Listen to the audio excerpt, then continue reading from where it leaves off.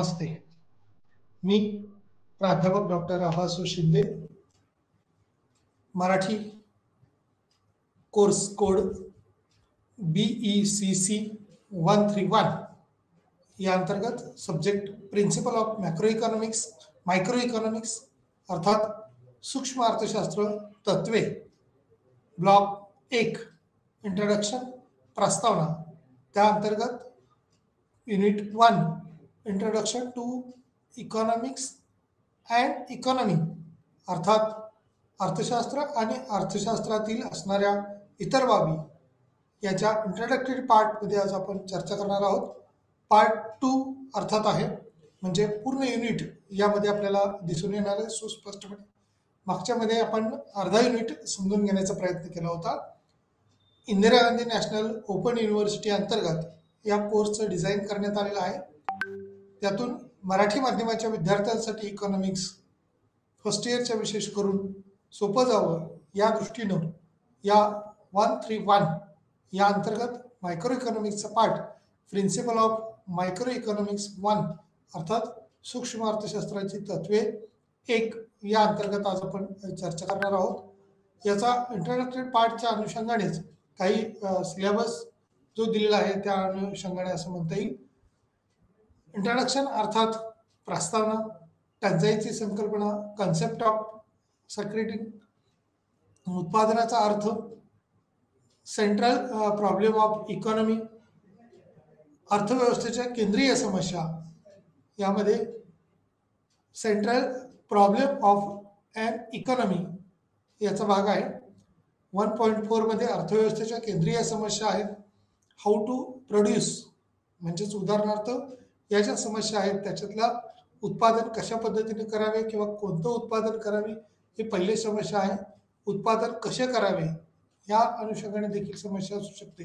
What to produce आणि how to produce, for whom to produce म्हणजेच कोणासाठी उत्पादन करावे, उत्पादन कसे करावे, काय उत्पादन करावे, या अशा अनेक बाबीवरती या ठिकाणी प्रकाश टाकण्याचं काम हे केलेलं दिसून येतं. Choice between public and private goods, सार्वजनिक आणि खाजगी वस्तूमधील काय असणारी निवड किंवा त्या अंतर्गत असणारा फरक त्या ठिकाणी दिसून येईल. गुणवत्तेच्या वस्तू उत्पादनाची समस्या, the problem of merit goods production, त्याचबरोबर उत्पादन शक्यता वक्र, प्रोडक्शन पॉसिबिलिटी कर्व त्यामध्ये देखील दिलेला आहे. याचबरोबर संसाधनाचे वाटप किंवा वितरण कशा पद्धतीचं होऊ शकतं, अलोकेशन ऑफ रिसोर्स किंवा सोल्युशन ऑफ सेंट्रल प्रॉब्लेम, यामध्ये संसाधनाचे वाटप, केंद्रीय समस्यांचे निराकरण, 1.6.1 याच्यातल्या निराकरणामध्ये मिश्र अर्थव्यवस्थेत असणारी संसाधने त्याचं केलं जाणारं वाटप आणि विशेष करून resources allocation in a mixed economy किंवा मिश्र अर्थव्यवस्थेतल्या असणारं वितरण ही प्रक्रिया कशा पद्धतीने मायक्रो इकॉनॉमिकच्या अनुषंगाने होऊ शकते, सूक्ष्म घटकाचा याच्यामध्ये विचार केलेला आहे. इकॉनॉमिक मेथॉडॉलॉजी अँड इकॉनॉमिक लॉज, आर्थिक पद्धती आणि आर्थिक कायदे या अनुषंगाने या बाबी महत्त्वाच्या मानल्या जातात. प्रेरक आणि उत्पन्न तर्क किंवा इंडक्शन अँड डेडिकेटिव्ह रिसोर्सिंग याचा अंतर्भाव याच्यामध्ये केलेला आहे. सकारात्मक विरुद्ध सामान्य अर्थशास्त्र अर्थात इंडक्टिव्ह अँड डिडक्टिव्ह जो समतोलाचा भाग आहे किंवा रिसोर्सेस आहे त्या डिझायनिंगच्या अनुषंगाने याच्यात म्हटलेलं आहे. सकारात्मक विरुद्ध सामान्य अर्थशास्त्र यामध्ये पॉझिटिव्ह व्हेरियस नॉर्मेटिव्ह इकॉनॉमी याचा अंतर्भाव केलेला आहे. सूक्ष्म अर्थशास्त्र आणि स्थूल अर्थशास्त्र अर्थात micro economics and macro economics या अंतर्गत याचा वाहपोह केलेला दिसतोय आपल्याला. स्टॉक आणि प्रवाह यातला स्टॉक आणि प्रवाह हा देखील भाग महत्त्वाचा मानला जातो. स्टॅटिस्टिक अँड डायनॅमिक मध्ये पॉप्युलेशनच्या अनुषंगाने काही बाबी मांडलेल्या आहेत आणि कन्क्लुजन पार्ट त्याच्यामध्ये दिलेला आहे. यामध्ये इंट्रोडक्टरी पार्टमध्ये आपल्याला अर्थशास्त्राची शिस्त परिभाषित असणारे करण्यापासून काही सुरुवातीच्या कन्सेप्ट त्या अनुषंगाने आपल्याला शिकायला मिळणार आहेत. इंट्रोडक्शनमध्ये वेगवेगळ्या ह्या व्याख्या किंवा कन्सेप्ट ज्या आहेत त्या मायक्रो इकॉनॉमीच्या वेगवेगळ्या आहेत समाजाच्या संस्था किंवा तंत्रज्ञान यांनी किमतीवर कशा पद्धतीने परिणाम करतात याचे विश्लेषण देखील याच्यामध्ये दिलेलं आहे. विविध उपायांमध्ये संसाधनाचे वाटप व्याजदरासह कशा पद्धतीने करता येऊ शकतं, वित्तीय बाजाराची असणारी स्थिती काय आहे, किंवा एक्सप्लोर जो स्टॉक किमती ज्या आहेत त्याच्या प्राईसच्या अनुषंगाने किंवा इन्कम सोर्सेस म्हणजे उत्पन्नाच्या वितरणाचं परीक्षण देखील याच्यामध्ये केलेलं आपल्याला दिसेल. त्याच्यामध्ये वितरण म्हणजे काय असू शकतं, तर श्रीमंताकडे असणारं उत्पन्न ते काढून घेऊन गरिबांना कसं वितरित करता येईल याच्यातला भाग फार महत्त्वाचा असतो. म्हणजे इन्कम जो आपण टॅक्सच्या स्वरूपामध्ये म्हणतो, म्हणजे राजकोषीय धोरणं जे असतात त्यातून कर रूपाने काही उत्पन्न हे श्रीमंतांकडचं किंवा ज्याला जास्त उत्पन्न गटातले लोक आहेत त्यांचं काढून तर गरिबांपर्यंत पोहोचवण्याचं कार्य म्हणजे स्वस्त धान्य दुकानातून अन्नधान्य पुरवठा असेल किंवा इन्फ्रास्ट्रक्चर डेव्हलपमेंटच्या अनुषंगाने असेल किंवा इतर सोयीसुविधांच्या अनुषंगाने असेल, त्या कशा शासकीय पातळीवरून राबवता येतील. मग गॅसच्या सबसिडीज असतील किंवा इतर आपण रस्त्यांच्या सुविधा म्हणूया, रेल्वेच्या सुविधा म्हणूया, त्या कशा अल्प दरामध्ये देता येतील, सामूहिक त्याच्यावर होणारा खर्च किंवा वेतनं असतील शासकीय ती कशी पूर्ण करता येतील याच्यावरती विशेष करून भर दिलेला असतो. त्यामुळे या मायक्रो पातळीवरचं किंवा मॅक्रोचं नियोजन करण्यासाठी मायक्रो स्टडी हा फार महत्त्वाचा असतो. विविध उपयोगामध्ये संसाधनाचे वाटप किंवा व्याजदरासह वित्तीय बाजाराचे वर्तन हे एक्सप्लोर करते आणि स्टॉकच्या किमती किंवा उत्पन्नाच्या वितरणाचे परीक्षण त्याच्या अनुषंगाने करता येऊ शकतं. गरिबांना करता येईल अशा पद्धतीची ही स्थिती किंवा गरिबांनाही त्या सोयी देता येतील याच्यावर किंवा नक्की गरीब कोण आहे, गरजू कोण आहे त्याच्यासाठीचं मार्गदर्शन घेणं या अनुषंगाने महत्त्वाचं मानलं जातं. व्यवसाय चक्राचा अभ्यास करते आणि आर्थिक धोरण कसे असू शकते याचे परीक्षण देखील याच्यामध्ये केलं जातं.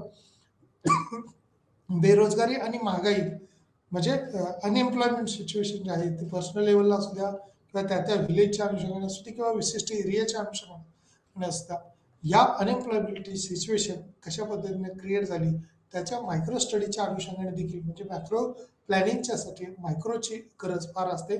इन्फ्लेशन रेशो जो आहे, महागाईचा दर आहे, तो कसा बदल होतोय त्याच्यातला मध्यम मार्ग कसा काढता येऊ शकतो त्या दृष्टीने काही भाग महत्त्वाचा मानला जातो. टंचाईची संकल्पना जी आहे म्हणजे दुर्मिळता आपण म्हणूया, म्हणजे अर्थशास्त्राची एक व्याख्या जर आपण पाहिली, अमर्याद गरजा, मर्यादित साधनं, मर्यादित साधनांचा पर्यायी वापर करणं या अनुषंगाने त्या ज्या काही बाबी आहेत त्याला अर्थशास्त्र असं म्हटलं जातं. म्हणजे अमर्याद गरजा, मर्यादित साधनं, मर्यादित साधनाचा पर्याय वापर करणारे शास्त्र म्हणजेच अर्थशास्त्र अशी उल्लेखनीय व्याख्या ही इकॉनॉमिक्सच्या अनुषंगाने केली जाते. अमर्यादित याचा अर्थ इच्छा किंवा समाप्ती, या इच्छेलाच दुर्मिळता जर असेल म्हणजे एखाद्या समोरच्या घटकाची दुर्मिळता असेल, कमतरता असेल तर ती दुर्मिळता किंवा त्याचं साधन जे आहे ती दुर्मिळता कमी करून त्याला पर्याय काय उपलब्ध होऊ शकेल का, अमर्यादित इच्छा किंवा समाप्ती त्या अनुषंगाने भाग महत्त्वाचा मानलेला आहे. उत्पादनाचा अर्थ, उत्पादन या शब्दाचा अर्थ हा विविध निविष्ठामध्ये होणारे परिवर्तन आहे किंवा त्या अनुषंगाने सूचित करता येईल.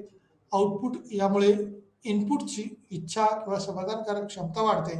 उदाहरणार्थ किंवा उत्पादनाची प्रक्रिया निसर्गतःच घडणाऱ्या गोष्टीचे वस्तूमध्ये रूपांतर करते आणि या उदाहरणात किंवा या उत्पादन प्रक्रियेमध्ये कशा पद्धतीने बदल होऊ शकतो किंवा कशा पद्धतीने काही घटक येऊ शकतात त्याचा भाग यामध्ये आहे.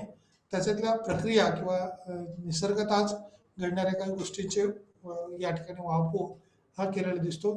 सेवा ज्या मानवी किंवा इच्छा पूर्ण करण्यास सक्षम आहेत त्या गोष्टी याच्यामध्ये किंवा सेवेच्या अनुषंगाने देखील विचारात घेतलेल्या आहेत.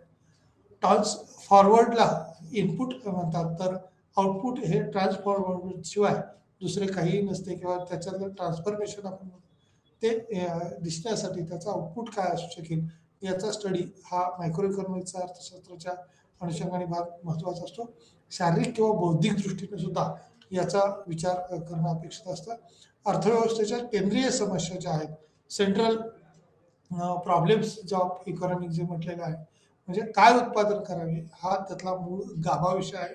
व्हॉट टू प्रोड्यूस म्हणजे काय उत्पादन केल्यानंतर काय होऊ शकतं, उत्पादन कसे करावे, हाऊ टू प्रोड्यूस, उत्पादन कोणत्या कोणत्या साह्याने किंवा कोणती कोणती साधनं वापरली पाहिजेत, म्हणजे काय उत्पादन करावं कोणत्या वस्तूचं उत्पादन करावं, म्हणजे हॉटेल व्यवसाय करावा, क्लॉथचं शॉप टाकावं किंवा इतर उद्योग व्यवसाय करावेत किंवा ॲग्रिकल्चरच्या साईडनं जर ॲग्रिकल्चरमध्ये पण कुठलं प्रोडक्शन करावं, जसं इंडस्ट्रीयलमध्ये इंडस्ट्रियल गुड आपण पाहतो त्यावेळेला कोणत्या गाडीचं उत्पादन करावं का एखाद्या स्पेअर पार्टचं उत्पादन करावं, हा काय उत्पादन करण्यामधला प्रश्न असतो. म्हणजे व्हॉट टू प्रोड्यूस, सुरुवातीला काय उत्पादन करावे आणि उत्पादन कसे करावे, त्याला कोणत्या कोणत्या बाबी गरजेसाठीच्या आहेत किंवा त्याची साधनसामुग्री कशी निवडता येईल या दृष्टीने ते उत्पादनाचा भाग येतो.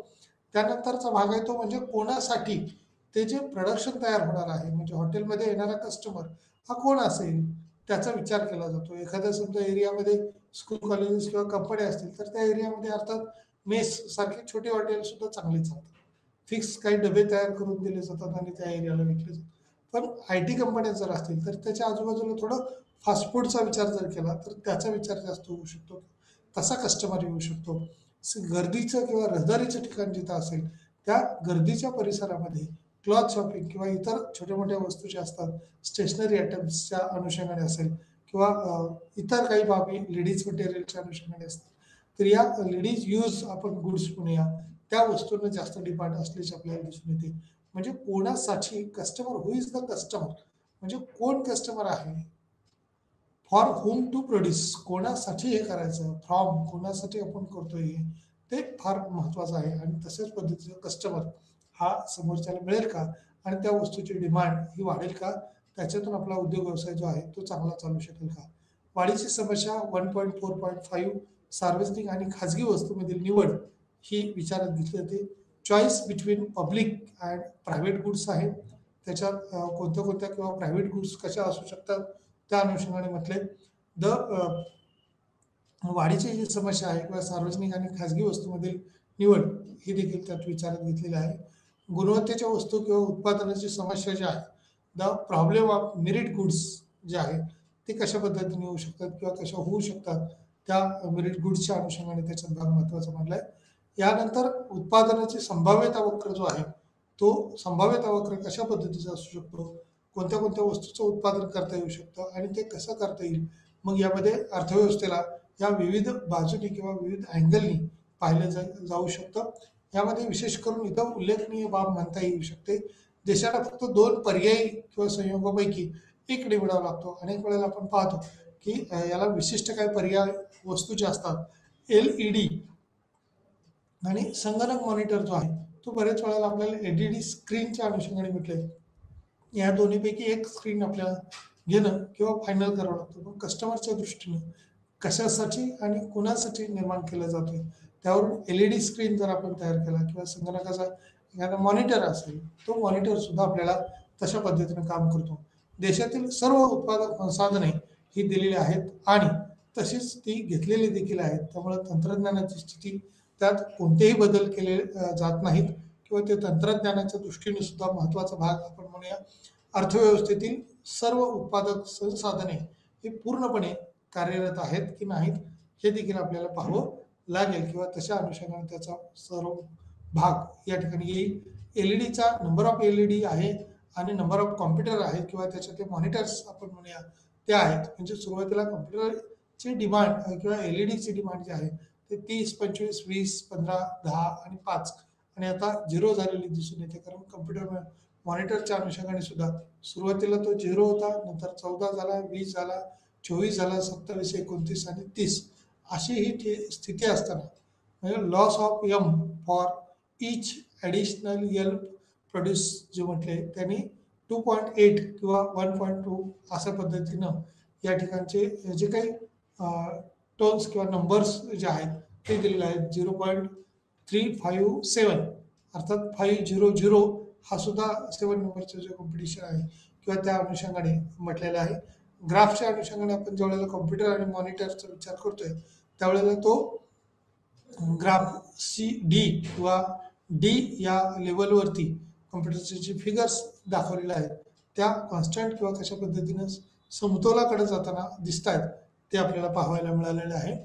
त्यानंतर PPEची काही वैशिष्ट्ये जी आहेत, कॅरेक्टरिस्टिक्स काय काय होते, तर ठराविकपणे PPEच्या अनुषंगाने किंवा ही 2 वैशिष्ट्य विचारात घेतली जातात. नंबर 1 डावीकडून उजवीकडे खालचा उतार हे सूचित करते की एका चांगल्याची अधिक युनिट किंवा तशा पद्धतीची जी भाग जो आहे तो तयार करण्यासाठी काही युनिट्स या इतर चांगल्या गोष्टीचा त्याग करणे आवश्यक आहे. मर्यादित त्याची संसाधनं आहेत आणि त्या बाबतीत काही बाबती या वेगवेगळ्या असू शकतील. उत्पत्तीकडे किंवा अवतल खालच्या बाजूच्या किंवा वळणाचा उतार जो आहे तो वाढत्या स्वरूपाचा आहे. MRT प्रमाणेच तर अवतलामध्ये म्हणजेच MRT वाढवणे ज्यावर एक गृहीतक आहे किंवा PP वक्र जो आहे तो आधारित त्याचा विचार करावा लागतो. PP वक्र हा सरळ रेषा असू शकतो. त्याच्यात कुठल्या प्रकारचा फरक किंवा काही चढ उतार जर जाणवले तरी पण तो समतोल अवस्थेमध्ये परत होतो किंवा MRT या स्थिर बाबी मानलेल्या आहेत. म्हणजेच उतार आहे स्थिर जेव्हा आहे तेव्हा उतार हा स्थिर असतो, तेव्हा वक्र असणे काही आवश्यक बाबी आहेत. सरळ रेषा व्हा पण MRT स्थिर कधी आहे किंवा कशा पद्धतीने आहे हे जर आपण विचारात घेऊ शकतो. जर आपण असे गृहीत धरले की सर्व संसाधने आहेत आणि सर्व वस्तूच्या उत्पादनात ही समान कार्यक्षमता किंवा तशा पद्धतीचा गट किंवा घटक असल्याचं दिसून येईल. संसाधनाचे वाटप हे समाधानकारक असणं किंवा समाधान पद्धतीनं केंद्रीय समस्या जी आहे ते आपल्याला अनुभवायला मिळेल. सैद्धांतिकदृष्ट्या दोन प्रकारच्या आर्थिक प्रणाल्या आहेत. उदाहरणार्थ भांडवलशाही अर्थव्यवस्था आणि समाजवादी अर्थव्यवस्था. व्यवहारात सर्व देशांनी ही मिश्र अर्थव्यवस्था म्हणून ओळखली जाणारी प्रणाली आहे. संसाधन वाटपाची समस्या अनेक मार्गांनी किंवा प्रत्येकाने हाताळली जाऊ शकते. अर्थव्यवस्था ह्या स्वतःच्या निवडलेल्या उद्दिष्टांच्या अनुषंगाने ते सोडवण्याचा प्रयत्न करते. या अनुषंगाने संसाधनाचं वाटप किंवा वितरण जे आहे ते कशा पद्धतीने होऊ शकतं किंवा किती होऊ शकतं ते किंवा कसं करता येईल चांगल्या पद्धतीने या वितरण प्रणालीला फार महत्त्व दिलेलं असल्याला आपल्याला दिसून येतं. या मिश्र अर्थव्यवस्थेत संसाधनाचं वाटप म्हणजेच श्रीमंताकडे असणारं जास्तीचं उत्पन्न, जास्तीचं म्हणण्यापेक्षा त्याच्याकडचं उत्पन्न आपल्याला टॅक्स रूपाने म्हणजे डायरेक्ट टॅक्स असतील, इनडायरेक्ट टॅक्स असतील या रूपाने आपल्याला उत्पन्न काढता येऊ शकतं आणि हे काढलेलं उत्पन्न अर्थव्यवस्थेमध्ये समान पद्धतीने आपल्याला वितरित देखील होणं किंवा कशा पद्धतीने वितरण होतंय ते आपल्याला बघावं लागतं. म्हणजे याची विनियोग हा जर चांगल्या पद्धतीने झाला तर निश्चितपणे अर्थव्यवस्था ही सक्षम किंवा सबळ होण्यासाठी हे निश्चित योग्य आपण म्हणू शकतो. म्हणजे मिश्र अर्थव्यवस्थेमध्ये संसाधनाचं वाटप करणं ही एक चांगली किंवा शासनाची मायक्रो लेवलपर्यंत सर्व घटकांपर्यंत भूमी खंड जसं आपण उत्पादनाच्या प्रक्रियेत 4 घटक म्हणतो किंवा भूमी असेल किंवा भूमीच्या बदल्यात दिला जाणारा खंड असेल, श्रमिक असतील, श्रमिकाच्या बदल्यात दिलं जाणारं वेतन असेल, भांडवल असेल, भांडवलाच्या बदल्यात व्याज दिलं जात असेल, या गोष्टीला महत्त्व हे निश्चितपणे असतं. त्यामुळे मिश्र अर्थव्यवस्थेत संसाधनाचे वाटप मिश्र अर्थव्यवस्थेत अशी जी काही स्थिती निर्माण होते आहे त्याला निर्णय किंवा बाजार शक्तीवर हे सोडवले जाऊ शकते. इतर थेट सरकार नियमन जे आहेत किंवा अगदी मालकी अंतर्गत असणारे काही उद्योग व्यवसाय आहेत त्या उद्योगासाठीची असणारी उत्पादन प्रक्रिया ही तिथं विचारात घ्यावी लागते किंवा तशा पद्धतीने त्याच्यात भागी येऊ शकतात. आर्थिक पद्धती आणि आर्थिक फायदे जे आहेत ते कशा पद्धतीनं त्याच्या कायद्याच्या अनुषंगानं बाबी विचारात घेतल्या अपेक्षित असतात. म्हणजे आर्थिक कार्यपद्धती हे विज्ञान म्हणून किंवा अर्थशास्त्राचे स्वरूप हे तपासले जाते. ते गृहीतकाचे स्वरूप किंवा तर्काचे प्रकार याच्या अंतर्गत येऊ शकतात. तपासते किंवा अर्थशास्त्रात वापरलेले स्पष्टीकरण आणि विविध पद्धती जसे की वर्गीकरण आहे, वर्णन आहे, त्याचं स्पष्टीकरण आहे, मोजमाप आहे आणि त्याचा काही अंदाज आपल्याला बांधता येऊ शकतो का, प्रिस्क्रिप्शन ज्या आहेत त्या दिल्या जातात आणि चाचणी किंवा आर्थिक पद्धतीशी संबंधित याचा भाग घेऊ शकतो. आर्थिक पद्धतीत स्पष्टीकरणासाठी आधार आणि गट तपासणी किंवा अर्थतज्ञ अर्थव्यवस्थेबद्दलच्या प्रश्नांची उत्तरे द्या किंवा उदाहरणार्थ अर्थशास्त्रज्ञ वापरतात की किमती का किंवा कशा पद्धतीने वाढलेल्या आहेत किंवा घटलेल्या आहेत. उदाहरणार्थ अर्थशास्त्रात किमतीचा अभ्यास हा फार महत्त्वाचा मानला जातो. सूक्ष्म अर्थशास्त्राच्या दृष्टीने प्राइस लेवलमध्ये मग व्हेजिटेबलच्या असतील किंवा इतर क्लॉथचे असतील किंवा इंडस्ट्रियल गुड्सचे असतील, एखादे ट्रक, टेम्पो आपण म्हणूया, टू व्हीलर, फोर व्हीलर ह्याच्या असणाऱ्या किमती आपण म्हणूया किंवा गुड्स ज्या आहेत सर्वच प्रकारच्या गुड्स जे आहेत त्याच्या किमतीच्या कशा पद्धतीने बदल होतोय. मग त्याच्या अनुषंगाने सप्लाय जो आपण म्हणूया मागणीच्या अनुषंगाने किंवा डिमांड जेवढी असेल त्याच्या पद्धतीने सप्लाय असू शकतो. त्यामुळे पुरवठा वक्र जो आहे तो बदललेला दिसून येतो किंवा त्याच्यात बदल झालेला आपल्याला जाणवत असतो. आणि या पुरवठ्याच्या अनुषंगाने किंवा आर्थिक पद्धतीमध्ये स्पष्टीकरणाच्या अनुषंगाने काही गट हे पाडले जातात किंवा त्याच्या अनुषंगाने उदाहरणार्थ अर्थतज्ञांनी वापरलेले या बाबी ह्या महत्त्वाच्या मानल्या जातात. आर्थिक पद्धतीमध्ये ह्या विषयाला तितकंच महत्त्व असल्याचं आपण पाहतो. आता प्रेरक किंवा काही इतर उत्पन्न तर्क जे आहेत ते कशा पद्धतीने लावता येतील किंवा कोणते कोणते असू शकतात ते आपल्याला पाहावं लागेल. या प्रेरक आणि उत्पन्न तर्कामध्ये किंवा अर्थशास्त्रज्ञांनी जे काही कायदे तयार करताना या दोन परंपरागत पातळ्या ज्या आहेत त्या विचारात घेतलेल्या आहेत. त्यामध्ये प्रेरकमध्ये आणि उत्पन्नमध्ये समतोल कसा साधता येऊ शकतो ही संकल्पना अर्थशास्त्रातली विश्लेषणाचे एक महत्त्वाचे साधन आहे. कारण इक्विलिब्रियम जोपर्यंत होत नाही तोपर्यंत त्या अर्थव्यवस्थेला कितीपर्यंत जाऊ शकेल किंवा त्या वस्तूला किती मागणी असेल याचा अंदाज बांधता येत नाही.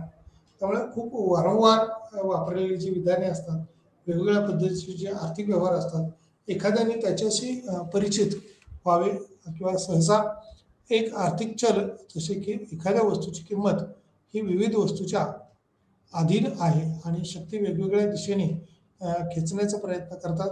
जेव्हा या शक्ती संतुलनात असतात, व्हेरिएबलचे मूल्य हे बदलणे किंवा थांबते आणि ते समतोल आहे असे म्हटले जाते. तर त्या अनुषंगाने या बाबीवर विशेष भर दिलेला असतो. विशेष करून त्याच्या काय असणाऱ्या समतोल संकल्पना ज्या आहेत, समतोल म्हणजे विश्रांतीची स्थिती जिथून ते स्थान प्राप्त करणे किंवा प्रोत्साहन किंवा हालचाल जे आहे ती करण्याची संधी नाही. आणि जेव्हा ग्राहक वेगवेगळ्या वस्तूवर खर्च करतो तेव्हा तो समतोल असतो आणि सेवा जास्तीत जास्त समाधान देखील देत असतात.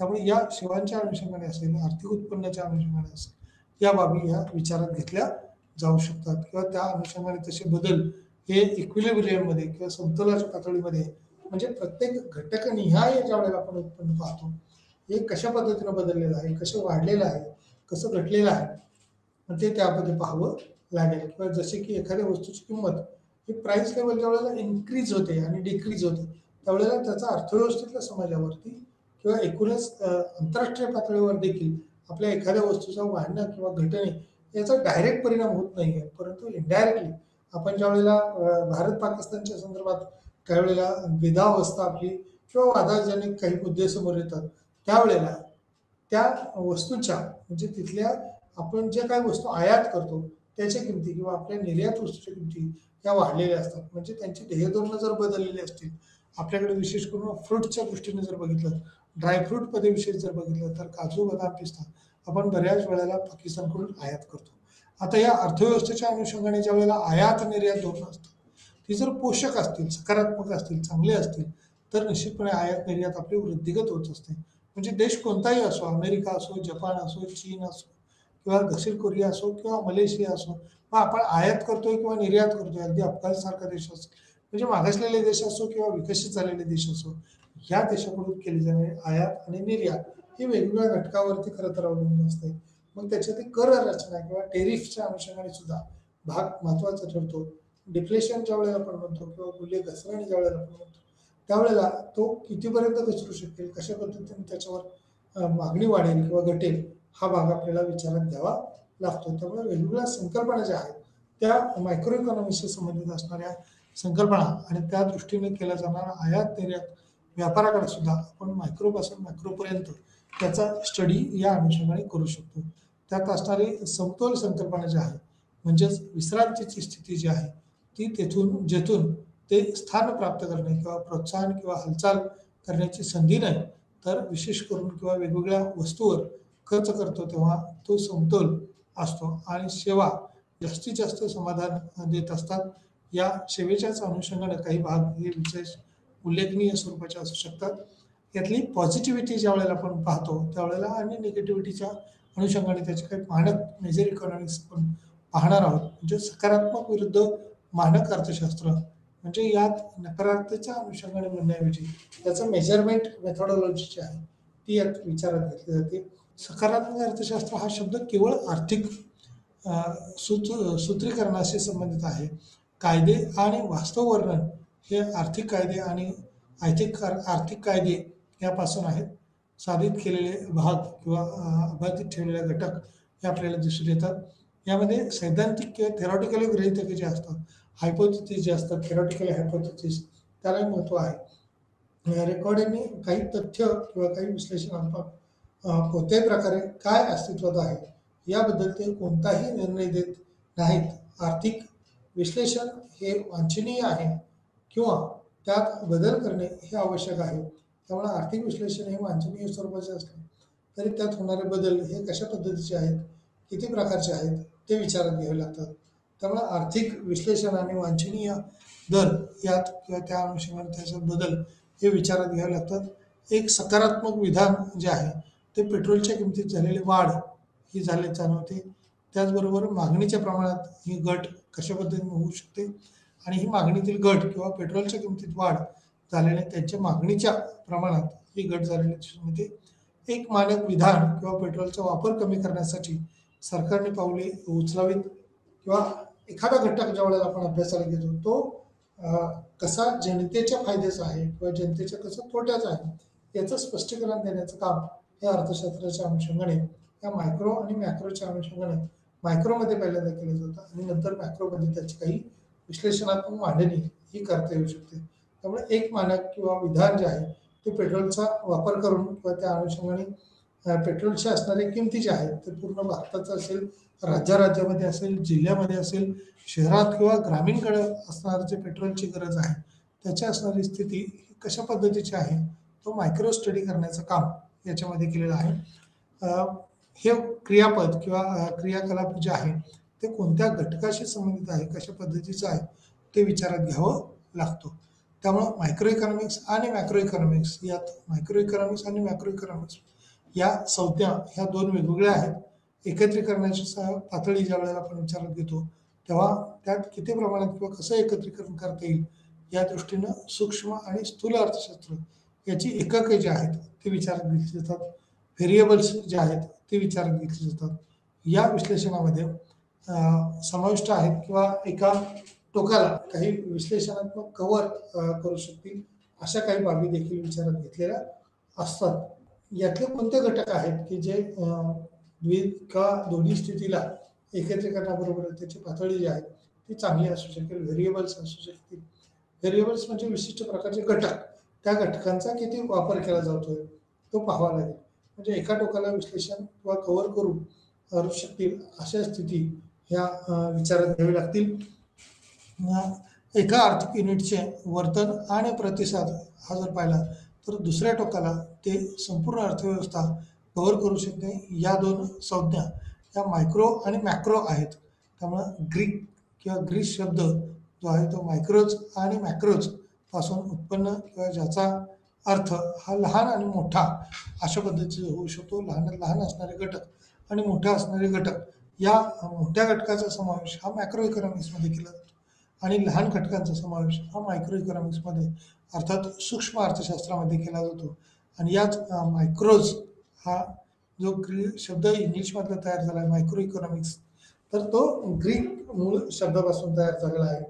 आणि अर्थात ग्रीक भाषेतलं ज्ञान किंवा ग्रीक भाषेत असणारी मांडणी ह्या वेगवेगळ्या असतात. परंतु सुरुवातीला त्याच्यामध्ये त्या अभ्यासकाने त्या ग्रीक भाषेमध्ये त्याची मांडणी केली आणि त्यानंतर या रूपांतरित बाबी ज्या आहेत त्या असल्याचं आपल्याला दिसून येतात.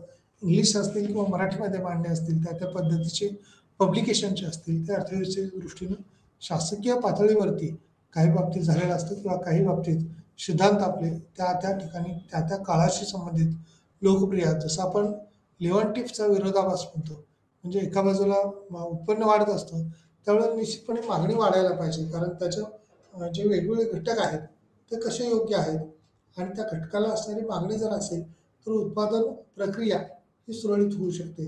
म्हणजेच या ठिकाणी उत्पादन प्रक्रिया व्यवस्थित चालण्यासाठी एका आर्थिक युनिटचे वर्तन आणि प्रतिसाद याचा त्याच्यात विचार केलेला आहे. दुसऱ्या टोकाला ते संपूर्ण अर्थव्यवस्था कव्हर करू शकते. या दोन संज्ञा ह्या मायक्रो आणि मॅक्रो स्वरूपाच्या आहेत. ग्रीस शब्द किंवा मायक्रो शब्द जो आहे तो यापासून उत्पन्न किंवा ज्याचा अर्थ हा लहान आणि मोठा झालेला दिसून येऊ शकतो. यामध्ये साठा आणि प्रवाह या देखील संकल्पना महत्त्वाच्या असल्याचं आपल्याला दिसून येणार आहे. तत्पूर्वी अजून काही भाग जो आपण डीपमध्ये थोडासा बघू शकतो तो म्हणजे 1.6 मध्ये या साधनसामुग्रीचं वाटप किंवा वितरण करताना ज्या येणाऱ्या समस्या आहेत, संसाधनाचे किंवा साधनसामुग्री योग्य पद्धतीने वितरित जर झाली नाही तर त्या विशिष्ट घटकापर्यंत किंवा एखाद्याच ठिकाणी त्या घटक जातील आणि त्याचा किंवा एखादा घटक कमजोर असेल तर उत्पादन हे क्लिअर होऊ शकणार नाही. म्हणजे थोडक्यात उत्पादनासाठी लागणारी जमीन किंवा एखादं ठिकाण जे आपण म्हणूया ते जर योग्य पद्धतीचं जर नसेल तर तेवढ्या प्रमाणात पुरेशा प्रमाणात उत्पादन घेणं हे शक्य होत नाही. केंद्रीय समस्या किंवा सैद्धांतिकदृष्ट्या याचे दोन प्रकारे विश्लेषण किंवा आर्थिक प्रणालीची मांडणी ही देखील विचारात घेतली जाते. भांडवलशाही अर्थव्यवस्था आणि समाजवादी अर्थव्यवस्था यात व्यवहारात सर्व देशांनी किंवा मिश्र अर्थव्यवस्था त्या ठिकाणी विचारात घेतली जाते. म्हणूनच ओळखली जाणाऱ्या वेगवेगळ्या क्षेत्रातल्या वेगवेगळ्या घटकांचा जर विचार केला तर संसाधनाची वाटपाची समस्या जी आहे त्या अनेक मार्गांनी किंवा प्रत्येकाने हाताळली जाऊ शकते अशाच पद्धतीने असणे अपेक्षित असते. अर्थव्यवस्था ही स्वतःच्या निवडलेल्या उद्दिष्टाच्या अनुषंगाने ती कशा पद्धतीने आहे किंवा त्याची सोडवणूक कशा पद्धतीने होऊ शकते ते महत्त्वाचा भाग आहे. 1.6.1 मध्ये मिश्र अर्थव्यवस्थेत संसाधनाचे वाटप किंवा मिश्र अर्थव्यवस्था अशी आहे की ज्यामध्ये काही निर्णय हे विचारपूर्वक घेतले जातात आणि बाजाराधिष्ठित त्यावेळेला विचार केला जातो. म्हणजे एकूण मागणी जी असेल तेवढ्याच प्रमाणात आपल्याला पुरवठा करता येऊ शकतो का, पुरवठ्यासाठी आवश्यक असणारे घटक जे आहेत ते विचारात घेतले जातात आणि या घटकाच्याच अनुषंगाने मिश्र अर्थव्यवस्था ही संसाधनाचे वाटप करण्याच्या दृष्टीने देखील विचार केला जातो. मिश्र अर्थव्यवस्था ही अशी बाजाराधिष्ठित जशी असते तशी ती थेट सरकारी नियम किंवा अगदी मालकी अंतर्गत काही घेतलेले भाग त्याच्यात विचारात घेतले जातात. या मिश्र अर्थव्यवस्थेमध्ये सर्वांचा कसा विचार करता येऊ शकतो, मग तो उत्पादनाच्या अनुषंगाने असेल, वितरणाच्या अनुषंगाने असेल किंवा कस्टमरच्या अनुषंगाने असेल, मागणी आणि पुरवठ्याच्या अनुषंगाने असेल, ती कशी वाढवता येईल किंवा ती कशी घेता येईल या दृष्टीने विचार केला जातो किंवा करांना अपेक्षित असतं. मिश्र अर्थव्यवस्थेत संसाधनाचे वाटप किंवा मिश्र अर्थव्यवस्था अशी आहे की ज्यामध्ये काही निर्णय हे बाजार शक्तीवर सोडले जातात. इतर थेट सरकारी नियम किंवा अगदी मालकी अंतर्गत असणारे घेतले जाणारे निर्णय हे सुद्धा त्यात महत्त्वाचे मानले जाऊ शकतात किंवा तशा अनुषंगाने तो विचार करावा लागतो. आता या मिश्र अर्थव्यवस्थेप्रमाणेच आर्थिक पद्धत किंवा इकॉनॉमिक मेथड काय असू शकते, त्याचे लॉज किंवा कायदे आपण म्हणूया, रूल्स म्हणूया, तर इकॉनॉमिकली रूल कशा पद्धतीने आहेत आणि त्या रूलचा अर्थव्यवस्थेला फायदा कसा होईल, आर्थिक उत्पादन कशा पद्धतीने वाढेल आणि ते काही विशिष्ट गृहीतकाच्या आधारावरती काही तर्कांच्या आधारावरती त्याचे प्रकार जे आहेत ते तपासले जातात. अर्थशास्त्रात वापरलेले स्पष्टीकरण विविध पद्धती जसे की वर्गीकरण, वर्णन, स्पष्टीकरण हे मोजमाप अंदाजात प्रिस्क्रिप्शन्स जे आहेत त्याच्या काही चाचण्या ज्या आहेत त्या दिल्या जातात किंवा घेतल्या जातात. आर्थिक पद्धतीशी संबंधित काही घटक हे विचाराधीन असतात. त्यात वेगवेगळे पैलू सायंटिफिकली मेथड जी इथं कार्यपद्धतीत विज्ञान पद्धती म्हटले किंवा अर्थव्यवस्थेचे स्वरूप जे आहे ते काही गृहीतकांच्या आधारावरती म्हणजे काही अझम्पशन करून विचार करावा लागतो.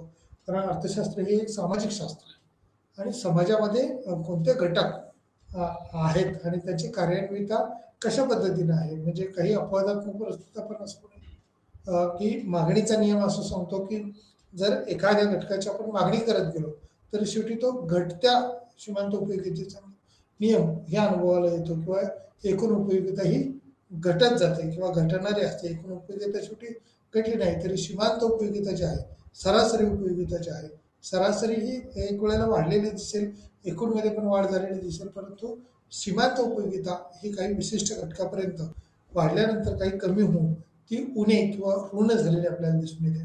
आता हे ऋण होणे किंवा उणे होणे याचा काय अर्थ होऊ शकतो, तर अर्थव्यवस्थेत तो एखादा उद्योगधंदा किंवा उद्योग क्षेत्र हे ज्यावेळेला सुरुवातीला पहिल्या टप्प्यात असतं म्हणजे वाढत्या अवस्थेमध्ये आपण म्हणूया, स्थिर अवस्था असेल आणि नंतर घटती अवस्था असेल. म्हणजे वाढणारी जी अवस्था आहे म्हणजे उत्पादनाची किमती वाढतायत तरीही लोक वस्तूची मागणी करतायत आणि मागणी ही वाढत जाते काही काळापर्यंत जसे की आपण भारतात जर पाहिलं तर बजाज कंपनीच्या काही स्कूटर होत्या. आता या बजाज स्कूटर कशा पद्धतीच्या होत्या, तर जो टू व्हीलरचा हा प्रकार आपण म्हणूया, या टू व्हीलरमध्ये पाठीमागच्या बाजूला मोठा बॉक्स किंवा पाठीमागे किंवा गाडीच्या खाली मोठा बॉक्स असलेला आपल्याला जाणवायचा. म्हणजे मागे किंवा पुढे पाय टाकून बसणारा व्यक्ती आहे, त्याला गाडीवर बसल्यानंतर साईडला जो बॉक्स होता त्याच्यामुळे काही पाय टाकून किंवा बसणं किंवा पायात अंतर ठेवून बसणं असं करावं लागत होतं. आणि दुसरी महत्वाची बाब म्हणजे त्या टू व्हीलरला मागच्या बाजूला एक चाक जोडलेलं असायचं. त्याला पाहिजे तर टेपनी आपण म्हणू शकतो किंवा एक्स्ट्राचं व्हील आपण म्हणू शकतो, जे चाक आहे. आणि या चाकाच्या आधारावरती काही प्रॉब्लेम असेल तर ते चाक पंक्चर झालं समजा, तर ते काढून पुन्हा बसवलं जायचं. तर अशा पद्धतीच्या ज्या टू व्हीलर होत्या त्या बजाज कंपनीच्या विशेष करून जास्त होत्या. त्या जर शहरी भागात आपण ज्यावेळेला दूरदर्शनला पूर्वी एखादं बातम्याचं चॅनल पाहत होतो, त्यावेळेला तिथं शहरातली गर्दी किंवा भरगच्च असणारी लोकसंख्या याच्यातला एखादा फोटो किंवा एखादं चित्र आपल्याला ज्यावेळेला दिसायचं, त्यावेळेला लक्ष द्यायचं की या टू व्हीलरवरती शहरामध्ये असणाऱ्या प्रमाणामध्ये स्कूटरचं प्रमाण हे पुणे असेल, मुंबई असेल, दिल्ली असेल अशा ठिकाणाला मोठ्या प्रमाणावर होतं. जसं की कालांतरे आपण पाहिले टू व्हीलरच्या नंतर किंवा टू व्हीलरच्या दरम्यान यात विशेष करून अ, चढत्या स्वरूपाचा जो होता तो भाग यात विचारात घेतला जातोय. अ, यात 10 मिनिटाच्या अनुषंगाने आपण लगेच सांगू शकेल की कशा पद्धतीनं यात उत्पादन होऊ शकतं किंवा उत्पादन घटकात ते बदल होऊ शकतात. आर्थिक पद्धत किंवा आर्थिक कायदे जे आहेत ते कशा पद्धतीचे आहेत. आर्थिक आणि तार्किक क्रम पद्धतीने यात विज्ञानाधिष्ठित विचार जो आहे तो विचारात घेतला जातो. आणि गृहीतकाचे स्वरूप हे तर्काचे प्रकार म्हणूया आपण पाहिजे तर त्याचे स्वरूप त्या अनुषंगाने भाग विचारात घेतला जाऊ शकतो. स्पष्टीकरण किंवा विविध पद्धती ज्या आहेत त्या वर्गीकरणाच्या अनुषंगाने वर्णनात्मक असू शकतील. त्या कशा पद्धतीने आहेत त्या भाग विचारात होऊ शकतो. आर्थिक वर्गीकरण किंवा वर्गीकरणामध्ये जो सूक्ष्म भाग आहे त्यात अंदाज करणे असेल, अंदाजपत्रक सुद्धा तयार करताना कशा पद्धतीनं त्याच्यातली मांडणी करता येऊ शकते तो भाग विचारात घ्यावा लागतो. आर्थिक पद्धतीमध्ये जो घटक आलेला आहे, एकच मिनिट, या आर्थिक पद्धतीमध्ये असणारे वेगवेगळे घटक किंवा त्याचे असणारे वेगवेगळे निकष जर आपण विचारात घेतले वापरलेले असतील तर त्याचं स्पष्टीकरण हे विविध पद्धतीमध्ये किंवा वर्गीकरणामध्ये मिळू शकेल. मोजमाप करताना त्याचे अंदाज बांधणं हे देखील त्याच्यातला महत्त्वाचा भाग आपण म्हणूया असतो. तो कशा पद्धतीने किंवा किती पद्धतीनं असू शकेल तो सांगता येऊ शकतो आपल्याला. आर्थिक पद्धत आणि आर्थिक त्याचे कायदे आपण म्हणूया ते तपासण्यासाठी किंवा काही घटक आपण पाहणं या दृष्टीने काही अझम्पशन्स जे आहेत ते तर्काच्या आधारावरती काही अझम्पशन हे विचारात घेतले जातात. अशा पद्धतीने की मी आता सांगत होतो की आपण वस्तू खरेदी करताना वेगवेगळ्या वस्तूची ज्या वेळेला मागणी करायला सुरुवात करतो किंवा एखादा व्यक्ती एखाद्या घटकाची मागणी करतो त्यावेळेला तो काही दिवस मागणी करत असतो आणि काही काळ त्याच्या मागणी करता करता तो ज्या पद्धतीनं त्या एखाद्या घटकाची मागणी वाढवत असतो तो कालांतराने ही मागणी कमी करत असतो किंवा ती मागणी ही घटत्या सीमांत उपयोगितेचा नियम त्या ठिकाणी अनुभवाला येतो. म्हणजे अर्थशास्त्रामध्ये वापरले जाणारे जे काही स्पष्टीकरण म्हणूया आपण जे आलेख असतात किंवा जी आकडेवारी आहे त्या आकडेवारीच्या आधारावर आपल्याला हे सुस्पष्टपणे जाणवतं की ही मागणी जी आहे ती नंतर कालांतराने ही घटत्या स्वरूपाची असू शकते आणि ही घटणारी मागणी जी आहे ती किती पद्धतीने किंवा कशा पद्धतीने घटू शकेल. तर त्यात काही भाग हे विचारात घेतले जातात. या भागाच्या आधारावरतीच आर्थिक कार्यपद्धती किंवा विज्ञान जो आहे तो स्पष्ट भाग विचारात घेतलेला आहे.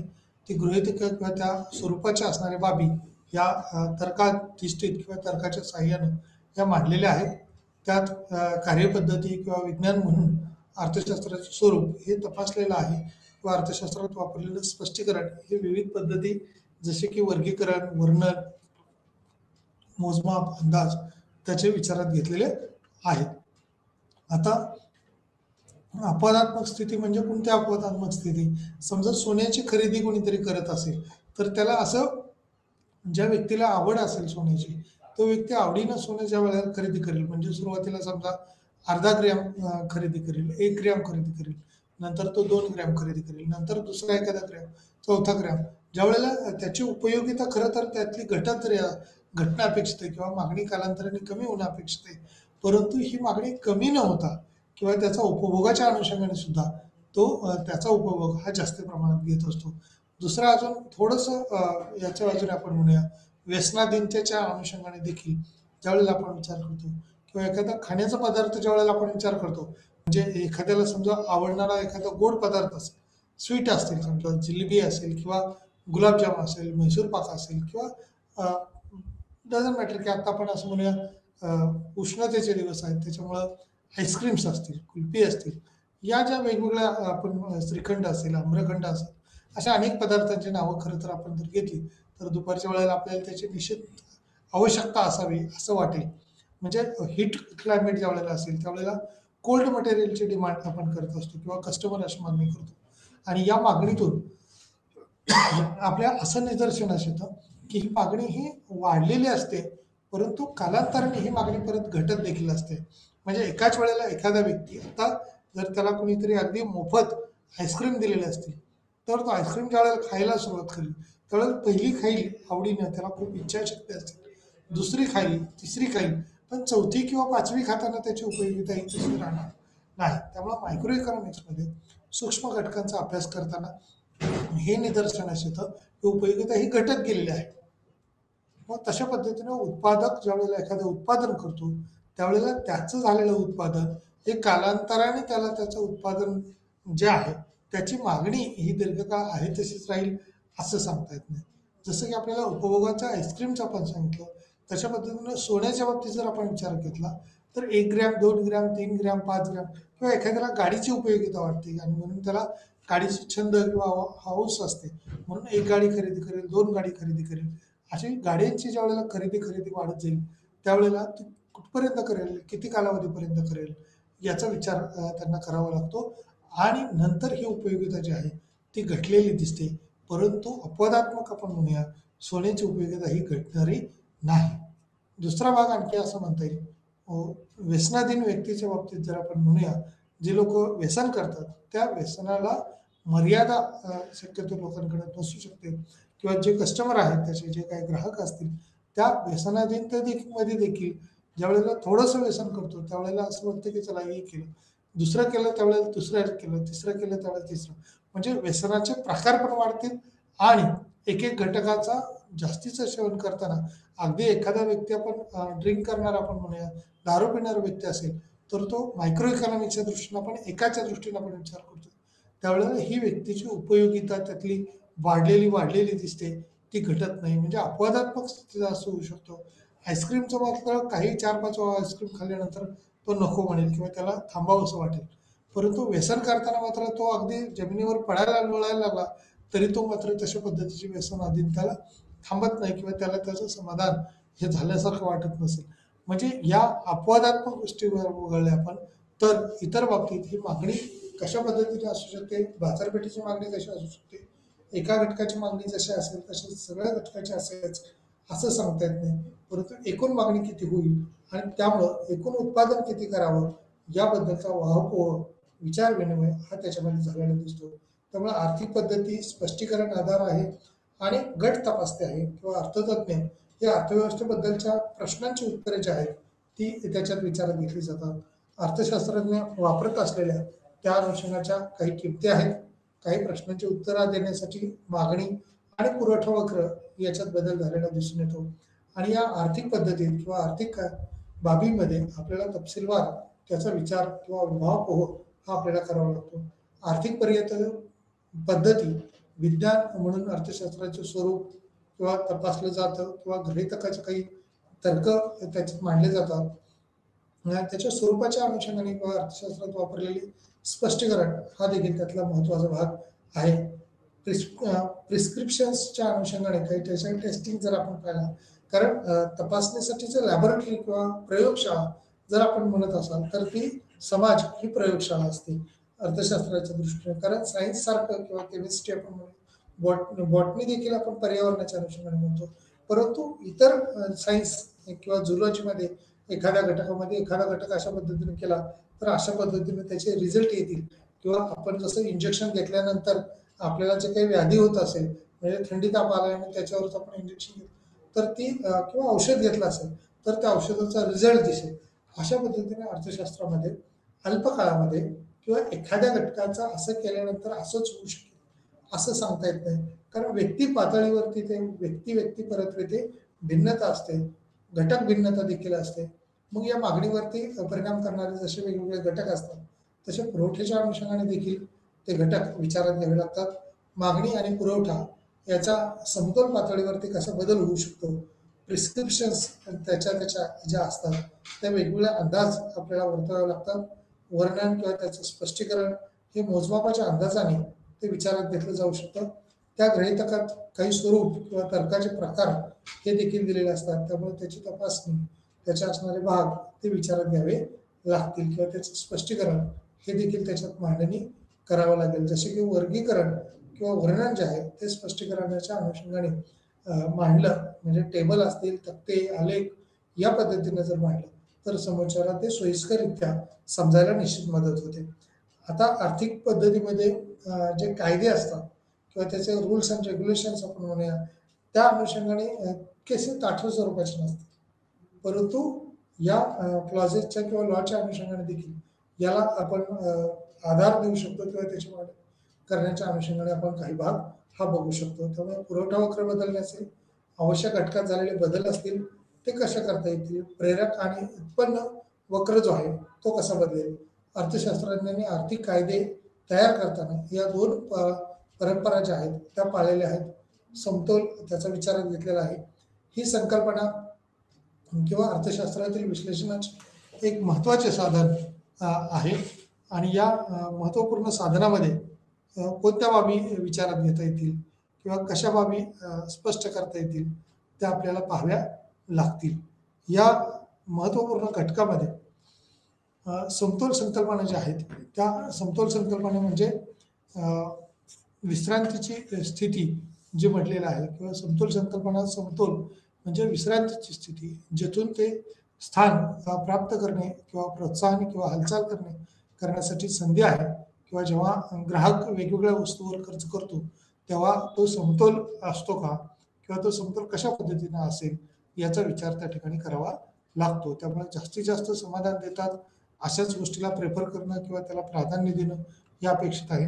यात पुढचा जो मानांकाचा भाग दिलेला आहे म्हणजे मेजरमेंट करण्याच्या अनुषंगाने आपण म्हणूया, जसं ISI मार्क आपण म्हणतो तसं याच्यात सकारात्मक विरुद्ध मानक अर्थशास्त्र जे आहे ते विचारात घ्यावं लागते. सकारात्मक अर्थशास्त्र हा शब्द केवळ आर्थिक सूत्रीकरणाशी संबंधित आहे. कायदे आणि वास्तव वर्णन जे आहे ते आर्थिक कायद्यापासून साधित केलेली असू शकतात किंवा त्या घटकाला भाग तो विचारात घेतला जाऊ शकतो. सैद्धांतिक गृहीतक किंवा रेकॉर्ड यांनी केलेल्या तथ्यावरून कोणत्याही प्रकारे काय अस्तित्वात आहे याबद्दल ते कोणताही निर्णय देत नाहीत. आर्थिक विश्लेषण वांछनीय आहे किंवा त्यात बदल करणे आवश्यक आहे. या बदलाबरोबरच काही सकारात्मक विरुद्ध मानक जे आहेत किंवा काही घटक आहेत ते विचारात घ्यावे लागतात. कायदे आणि वास्तव वर्णन हे कशा पद्धतीचं आहे किंवा आर्थिक कायदे कसे असतील ते सैद्धांतिक गृहीतक किंवा त्याचे असणारे रेकॉर्ड जे आहेत ते केलेल्या तथ्यावरून कोणत्याही प्रकारे मांडणी करता येऊ शकतात. अस्तित्वात असणारे जे घटक आहेत ते कोणते कोणते असू शकतात किंवा कसे असू शकतील ते आपल्याला मायक्रो इकॉनॉमिक्स, मॅक्रो इकॉनॉमिक्स या बाबीवरती वाहपोह करताना आपल्याला दिसून येतात.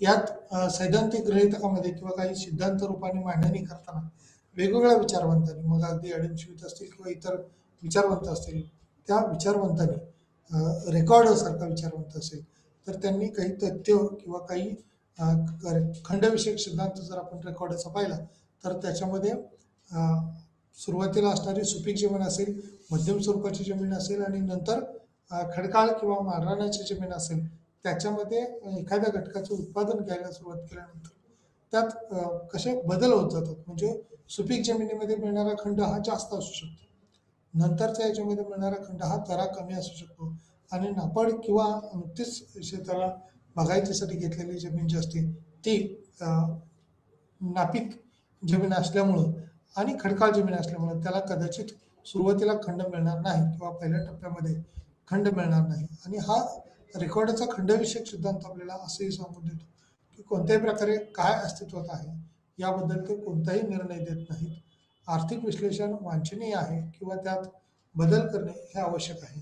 एक सकारात्मक विधान किंवा पॉझिटिव्ह अँगलच्या अनुषंगाने जे मांडण्यात सांगितलेलं आहे त्याच्यामध्ये असं म्हटले, पेट्रोलच्या किमतीत वाढ झाल्याने त्याच्या मागणीच्या प्रमाणात ही घट होते किंवा त्याची डिमांड जी आहे ती निश्चित कमी होते.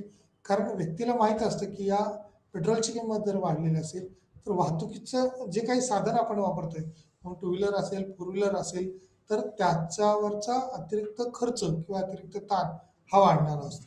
म्हणजे फोर व्हीलरच्या बद्दल जर बोलायचं झालं तर एखादा टेम्पो असेल, ट्रक असेल, तर वाहतुकीचे दर वाढले म्हणजे पेट्रोलची किंमत वाढली की वाहतुकीचे दर वाढवावे लागतील. वाहतुकीचे दर वाढले की त्या वस्तूच्या किमती आपल्याला वाढवाव्या लागतील.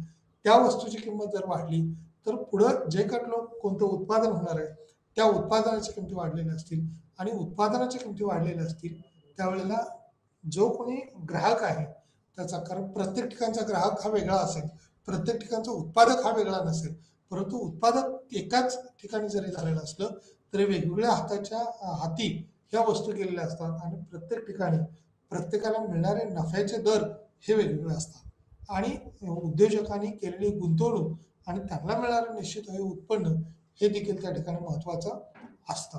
त्यामुळं सैद्धांतिक गृहीतक आहे किंवा रेकॉर्डिंग केलेल्या तथ्यावरून कोणत्याही प्रकारे काय अस्तित्वात आहे याबद्दल ते कोणताही निर्णय हे देत नाही. आर्थिक विश्लेषण हे वाचनीय आहे किंवा त्यात बदल करणे हे देखील आवश्यक जरी असलं तरी ते काही मर्यादेपर्यंत बदल केले जाऊ शकतात. सर्व क्षेत्रात किंवा सर्वच ठिकाणी हे बदल करणं हे शक्य नसतं. परंतु पेट्रोलच्या जसं या ठिकाणी सकारात्मक बाजूने म्हटले की एका घटकात बदल झाला की सगळ्या घटकामध्ये बदल होतात आणि त्याच प्रमाणात म्हणजे पेट्रोलच्या किमतीत वाढ झाली नाही, त्याच्या मागणीच्या प्रमाणात ही घट होते. परंतु कालांतराने ह्या वाढलेल्या किमतीची सवय लागून जाते आणि अर्थव्यवस्था पुन्हा वाढ ही सुद्धा अपेक्षित किंवा ऍक्सेप्ट करायला तयार होते. म्हणजे आता सध्या पुण्यातलं जर आपण विचार केला, महाराष्ट्राच्या पुणे जिल्ह्यातला विचार केला तर इथं साधारणपणे 106 रुपये किंवा 105 रुपये लिटर असणारे पेट्रोल आपल्याला दिसतं. वेगवेगळ्या राज्याने ह्या स्थिती वेगळी असेल कदाचित, प्रत्येक जिल्ह्यानुसार वेगवेगळी किमती असतील. परंतु पुणे जिल्ह्यात जर आता आपण पाहिलं, पुणे शहरामध्ये जर पाहिलं तर आपल्याला 105 किंवा 106 रुपये लिटर असं पेट्रोल घ्यावं लागतं. हीच किंमत ज्यावेळेला आपण 100 रुपये होती त्यावेळेला 110 रुपये किंमत दाखवली आणि नंतर ज्यावेळेला घट करून ती 105 रुपये किंवा 106 रुपयापर्यंत आणून स्थिर झालेली दिसली आपल्याला. त्यावेळेला या वाढत्या किमतीमुळं, महागाईमुळं त्याच्या असणारं उत्पन्नाचे रेशो जर आपण पाहिलं तर तो बदललेला आपल्याला निश्चितपणे दिसेल. कारण या किमती वाढल्या त्याच्यामुळं बाजारपेठेमध्ये असणाऱ्या ज्या काही वस्तू होत्या त्याच्यातल्या वेगवेगळ्या प्रकारच्या म्हणजे थोडा थोडा वाढ जर सगळीकडे झाली तर त्या वस्तूवरची उत्पादनावरची वाढ ही आपल्याला ऍक्सेप्ट करावी लागते. पेट्रोलच्या किमतीत वाढ झाल्याने त्यांच्या मागणीच्या प्रमाणात ही घट होते. त्याच पद्धतीने एक मानक विधान किंवा पेट्रोलचा वापर कमी करण्यासाठी सरकारने पावले उचलावीत या दृष्टीनं त्याची मागणी केली जाते. अधिक सामान्यपणे मानक विधान पाहिजे हे क्रियापद वापरलेले दिसून येतं. एक मानक विधान किंवा पेट्रोलचा वापर कमी करण्यासाठी सरकारने जर पावले उचलली तर त्याचा अधिक फायदा किंवा अधिक सक्षमता मिळू शकते. अधिक सामान्यपणे मानक विधान पाहिजे हे क्रियापद वापरले जाते किंवा त्या अनुषंगाने तसा विचार देखील केला जातो. त्यामुळं सकारात्मक बाबी ज्या आहेत त्या विचारात घेतल्या जातात. सकारात्मक अर्थशास्त्र हा अर्थशास्त्र केवळ शब्द आहे किंवा आर्थिक सुसूत्रीकरणाशी संबंधित या बाबी आहेत. कायदे आणि वास्तव वर्णन हे आर्थिक फायदेशीर दृष्टीनं विचारात घेतलं जाऊ शकतं. अधिक किंवा सुयोग्य पद्धतीने याच्यातले काही घटक हे निर्णय क्षमतेवरती आधारित आहेत. सैद्धांतिक गृहीतक किंवा रेकॉर्ड यांनी मांडलेले सिद्धांत त्यांचे असणारे विचार हे या विचाराधीन घ्यावे लागतील. पेट्रोलच्या किमती जशा पद्धतीने वाढत जातील तशा पद्धतीने त्याची मागणी ही सुरुवातीच्या टप्प्यात घटलेली असते, नंतर ती कदाचित कालांतराने वाढलेली देखील असू शकते. त्यामुळं मायक्रो इकॉनॉमिक्समध्ये असणारा भाग हा विचारात घेताना मॅक्रो पातळीवरती त्याचे होणारे परिणाम हे देखील आपल्याला विचारात घ्यावे लागतात किंवा एखादं धोरण हे मॅक्रो किंवा समग्र पातळीवरती घेतलेलं असेल त्यावेळेस मायक्रो एखाद्या घटकापर्यंत ते आवश्यक आहे का. जसं की आपण स्वस्त धान्य दुकानाच्या मार्फत आता गहू आणि तांदूळ वितरण करतो, परंतु हे तांदूळ आणि गहू वितरण करताना अनेक कुटुंबाची उपजीविका त्याच्यावरती अवलंबून आहे. त्यामुळे शासनाने दिलं पाहिजे आणि अशा पद्धतीनं आपण म्हणूया की मतदार राजा असल्यामुळं राजाची सेवा करणं ही सुद्धा प्रजेचं काम आहे आणि तशा पद्धतीनं सरकार तशा पद्धतीनं काही सोयीसुविधा हे निश्चितपणे देण्याचा प्रयत्न करते. परंतु मिळालेलं धान्य हे ग्राहकाने घ्यावं का न घ्यावं हे ग्राहकावरती अवलंबून आहे. म्हणजेच त्याचा जो उपभोक्ता असेल त्या दारिद्र्य रेषेच्या कुटुंबात जर असेल आणि त्यांना जर ते गहू किंवा तांदूळ जे आहेत ते खाता येत असतील किंवा खाणं त्यांना शक्य असेल तरच त्यांनी ते ॲक्सेप्ट करायला पाहिजे. परंतु घेतलं जातं आणि ते पुन्हा सेल केलं जातं किंवा विक्री केली जाते आणि त्याच्यातून त्याची मागणी जी आहे ते वेगवेगळ्या पद्धतीने होऊ शकते. त्याच्यामुळं एकूण अर्थव्यवस्थेवर होणारे परिणाम हे भिन्न स्वरूपाचे असलेले आपल्याला दिसून येतात. त्यामुळं पर्टिक्युलरली त्या त्या घटकाची असणारी मागणी ही किती असावी, एका आर्थिक युनिटचे वर्तन हे कशा पद्धतीचं आहे याच्यामुळे अर्थव्यवस्थेवर परिणाम जरी होत नसला डायरेक्ट तरी इनडायरेक्टली याचा हा विचार देखील करावा लागतो. त्यामुळे एखाद्या युनिटचं वर्तन काय आहे, त्याचा प्रतिसाद कसा आहे आणि दुसऱ्या टोकाला ते संपूर्ण अर्थव्यवस्था कव्हर करू शकते का, या दोन संज्ञा या मायक्रो आणि मॅक्रो या दोन्ही इकॉनॉमिक्समध्ये अभ्यासल्या जाऊ शकतात. त्याचा अभ्यास हा अर्थशास्त्राचा गाभा अभ्यास आहे. ग्रीक किंवा ग्रीस शब्दात मायक्रो MIKROS असं मायक्रो इकॉनॉमिक्सला म्हणतात. मॅक्रोज MAKROS असं मॅक्रोज ग्रीक शब्दापासून या मॅक्रो आणि मायक्रो शब्दाची उत्पत्ती झाली. मायक्रो MICRO मायक्रो आणि मॅक्रो MACRO अशा पद्धतीचं सध्याचं इंग्लिशमधलं स्पेलिंग आहे आणि ग्रीक भाषेतला शब्द असल्यामुळं त्याचा ग्रीकमधला जो सुरुवातीचा स्पेलिंग किंवा त्याचा उच्चार जो आहे तो मायक्रोज आणि मॅक्रोज असा असल्याचं आपल्याला दिसून येतोय. विशेष करून साठा आणि प्रवाह याचं जर आपण पाहिलं तर आर्थिक चल हे दोन प्रकारे असतात.